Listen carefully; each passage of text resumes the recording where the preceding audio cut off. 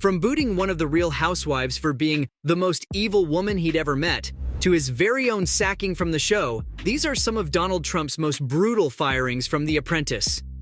Remember the time he called this Real Housewife the most evil woman he'd ever met before firing her on Celebrity Apprentice?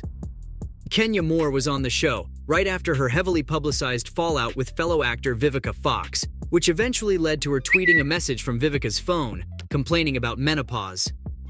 She'd also had falling outs with fellow contestants on the show like Kesha Knight-Pulliam and Brandi Glanville. And there was even one with Portia Williams, where Williams literally grabbed Moore's hair and dragged her across the floor.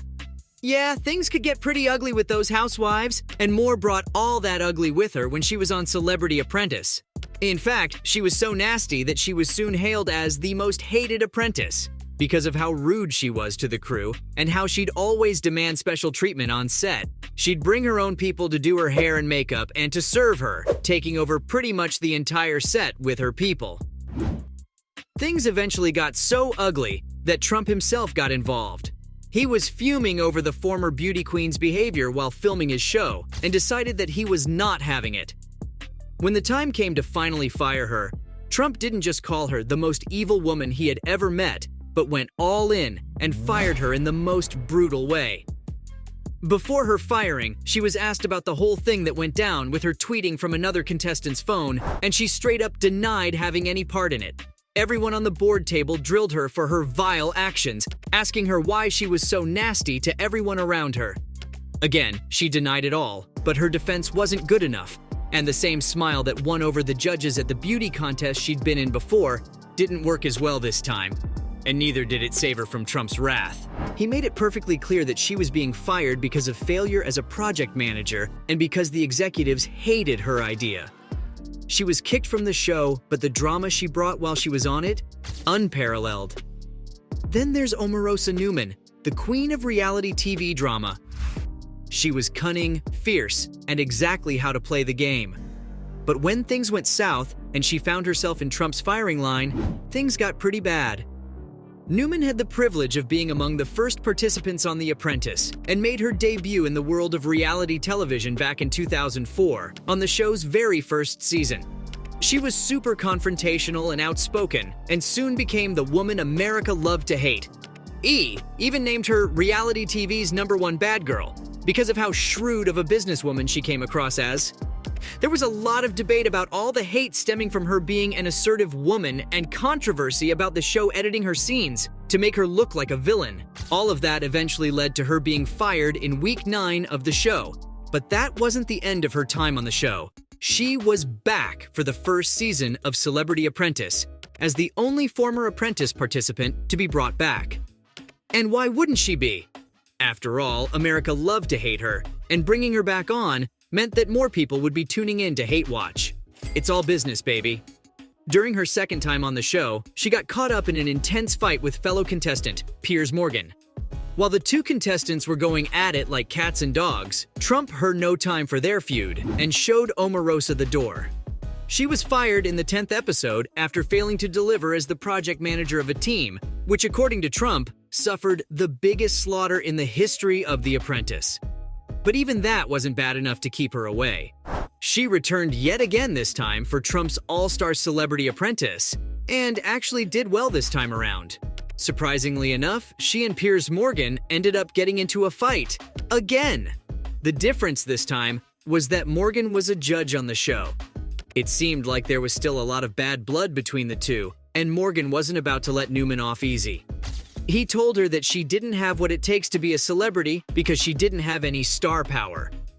Obviously, Newman didn't take that too well, and the two ended up in a shouting match that ended with Trump firing Newman once again.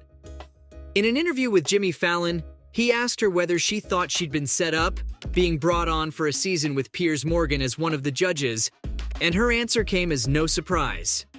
She said that she definitely did feel like she didn't just have to compete with the other contestants, but with Morgan too. Thank God. The third time was her last time on the show. But did you know it wasn't her last time working with Donald Trump? In 2016, Omarosa was declared the Director of African American Outreach for Trump's presidential campaign, and just a year later, she joined his White House staff, focusing on public engagement. That's quite the jump from being a contestant on The Apprentice. But I guess in a world where Trump can be president, there's not much else that isn't possible. Things didn't end all too well for her this time around either, though. She had to be dragged from the White House after she was allegedly fired. According to official statements released from the Trump administration, she had resigned to pursue other opportunities. But several other sources said that she'd been kicked to the curb by John Kelly, the chief of staff at the time. A year later, Trump added salt to her wounds with a tweet of his own, referring to her as Wacky Omarosa, saying that while she may have been vicious, she was not smart. He also wrote that she was fired 3 times on The Apprentice and now fired for the last time, adding that she never made it, never will. Yikes. This next one wasn't exactly a firing, but still brutal. Trump was fuming over this celebrity contestant quitting in the middle of the show. Neen Leakes was on Celebrity Apprentice and had made a name for herself on the show, all for being real and street.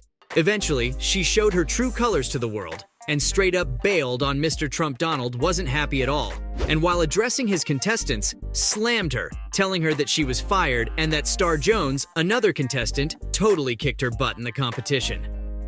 It was a pretty embarrassing moment as he all but yelled at her, and just a few hours later, a fight broke out between Star Jones and Meatloaf, another contestant thrown into the mix, and ended with Trump getting rid of Star Jones as well. A loaded episode. But nothing compared to the most alarming firing of them all.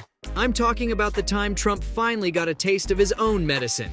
After being in charge of hirings and firings for 14 seasons of The Apprentice, Trump was forced to resign from the show, mainly because NBC wasn't too thrilled about his political ambitions after he decided to run for president in 2015. According to Trump, they were dying to keep him as the host of the show, but he was legally obligated to quit. It's hard to take Donald's words at face value, especially when he says things like, "The top people came to my office and begged me to stay."